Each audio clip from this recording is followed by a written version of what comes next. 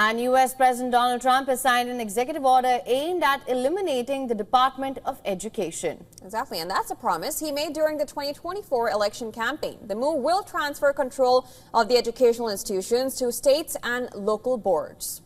Now, the order says that the Education Secretary will take all the necessary steps to facilitate the closure of the Department of Education and return authority over education to the states and local communities. Surrounded by school children sitting at desks set up in the East Room of the White House, Trump smiled as he held up the order after signing it as a special ceremony. He said that the order would begin eliminating the Federal Department of Education once and for all. But we're going to be returning education very simply back to the states where it belongs, and this is a very popular thing to do, but much more importantly, it's a common sense thing to do, and it's going to work. Absolutely, it's going to work, and I can tell you from dealing with the governors and others in the state, they want it so badly. They want to take their children back and really teach their children individually.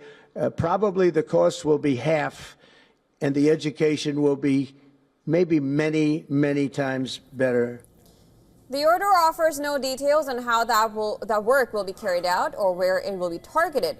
Though the White House has said that the agency will retain certain critical functions, Trump has cast the move as necessary to save money and improve educational standards in the U.S., claiming they are lagging behind those in China and Europe. Now, the Education Department, created in 1979 as a federal department, and shutting it down will require congressional approval. In the Senate, a clear two-thirds majority, that is 60 votes, are required to implement the order, and Republicans hold a slim 53-47 majority. So Trump signing the executive order does not guarantee that the Department of Education will be dismantled immediately, but will likely have the power to starve it of funds and staff. The White House has defended Trump's decision, saying that the Department of Education is failing in its initial intention to educate the students of the United States.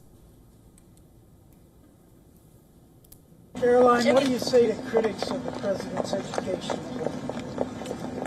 Where was their criticism of our nation's failing test scores for the last several decades? The Department of Education was founded in the 1970s, and since then we have spent more than $3 trillion at this federal bureaucracy. Now, the top Democrat in the U.S. Senate, Senator Chuck Schumer, has called the order a tyrannical power grab and one of the most destructive and devastating steps taken by Trump. He said that the decision will be felt by teachers, parents, school leaders, and in the quality of education children receive. Now, many critics and civil rights groups have also slammed the move as unconstitutional. The rights activists say the order will adversely affect thousands of children who rely on federal funding for a quality education. For more on this, our New York correspondent Susan Tehrani has sent us this report. Listen to this. President Donald Trump signed an executive order initiating the dismantling of the U.S. Department of Education, essentially transferring educational authority back to states and local communities. Now, while to fully dismantle the Department of Education would require congressional approval, this order significantly reduces its function, maintaining only essential services like student loans and special education programs. This decision, of course, like many others, has sparked controversy.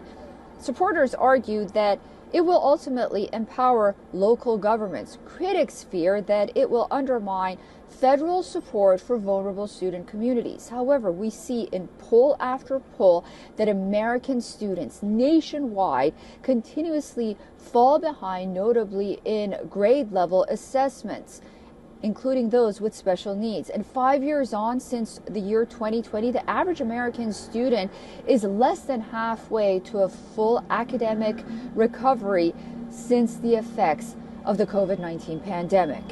Susan Tehrani reporting from New York for WION World is One.